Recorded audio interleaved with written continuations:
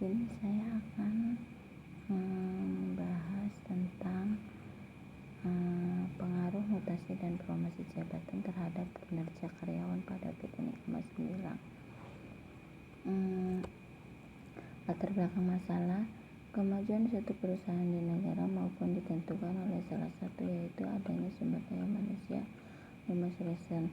Sumber daya tersebut merupakan faktor yang paling penting dan berpotensi bagi pembangunan perusahaan dalam mencapai keberhasilan.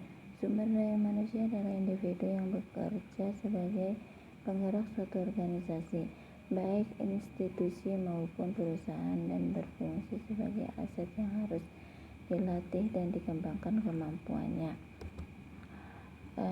Rumusan masalah 1. Apakah terdapat pengaruh mutasi terhadap kinerja karyawan pada PT Nikmas Gemilang? Yang kedua, apakah terdapat pengaruh promosi jabatan terhadap kinerja karyawan pada PT Nikmas Gemilang? Yang ketiga, apakah promosi jabatan dan mutasi bersama-sama berpengaruh terhadap kinerja karyawan pada PT Nikmas Gemilang? Tujuannya di sini yang pertama, 1. Untuk mengetahui pengaruh mutasi terhadap kinerja karyawan pada PT Nikmas Gemilang. Yang kedua, untuk mempengaruhi promosi jabatan terhadap kinerja karyawan pada PT Nikmas Gemilang. Dan yang ketiga, untuk mengetahui promosi jabatan dan mutasi bersama-sama berpengaruh terhadap kinerja karyawan pada PT Nikmas Gemilang. Landasan teori ada mutasi. Mutasi adalah pemindahan pegawai dari satu instansi ke instansi yang lain, baik itu dalam suatu daerah, baik juga dari luar daerah.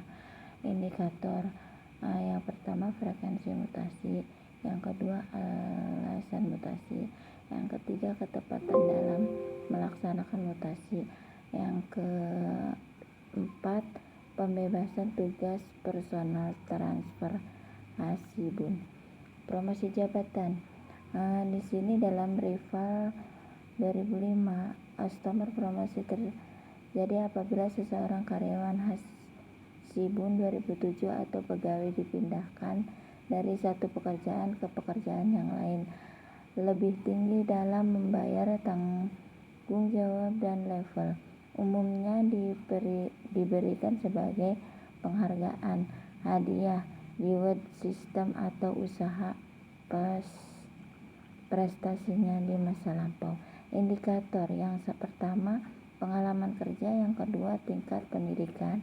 Dan yang ketiga, presentasi karyawan. Yang keempat, peningkatan karir.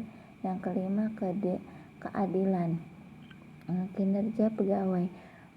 Pengertian kinerja pegawai adalah kemampuan dalam menjalankan tugas dan pencapaian standar keberhasilan yang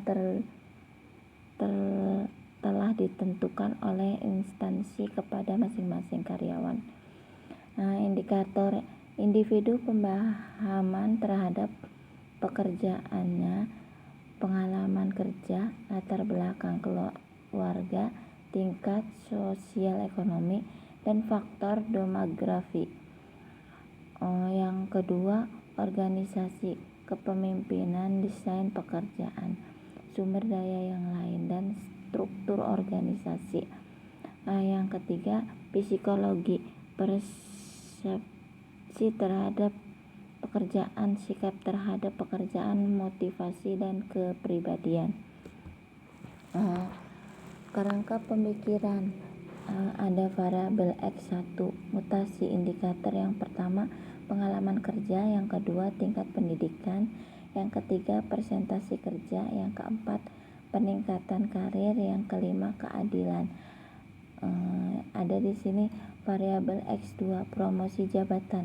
Indikatornya 1, frekuensi mutasi. Yang kedua, alasan mutasi. Yang ketiga, ketetapan mutasi. Yang keempat, pembebasan tugas. Yang kelima, personal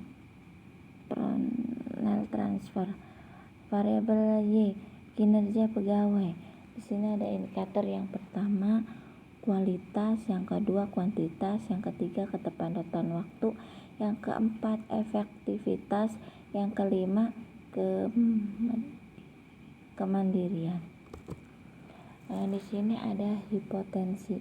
Berdasarkan rumusan masalah, tujuan penelitian landasan teori dan penelitian terdahulu yang telah diuraikan sebelumnya, maka dapat dirumuskan dengan hipotensi dalam penelitian ini, yaitu 1. Adapun hipotensi yang akan dianjurkan dalam penelitian ini adalah terhadap pengaruh positif dan signifikan antara mutasi dan promosi jabatan terhadap kinerja karyawan pada PT Nikomas Gemilang. Yang kedua, hipotesis 1 didukung berpengaruh mutasi terhadap kinerja pegawai. Yang ketiga, hipotesis 2 didukung berpengaruh promosi jabatan terhadap kinerja pegawai. Yang keempat, hipotesis 3 didukung pengaruh mutasi dan promosi jabatan terhadap kinerja pegawai.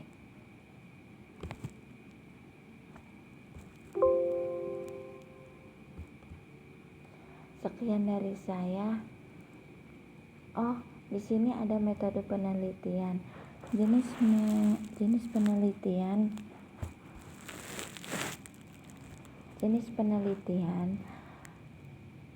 kuantitatif yang dilakukan berdasarkan pada filsafat pengumpulan data. Populasi adalah wilayah generasi yang mempunyai kualitas dan karakteristik tertentu yang terdapat oleh penentu untuk dipelajari dan kemudian ditarik kesimpulannya. Simpel adalah sebagai atau wakil populasi yang diteliti berdasarkan hasil perhitungan rumus soluvis, maka diketahui jumlah simpel yang akan diteliti sebanyak 50 orang yang akan diambil secara acak pada setiap divisi. Teknik samping, dimensi penelitian, variabel dependen kinerja karyawan, variabel independen, variabel mutasi, variabel promosi jabatan, relatif, teknik analisis data. Metode yang dipilih untuk menganalisis data menggunakan analisis SPSS. Sekian dari saya, kurang lebihnya saya minta maaf dan saya akhiri. Assalamualaikum warahmatullahi wabarakatuh.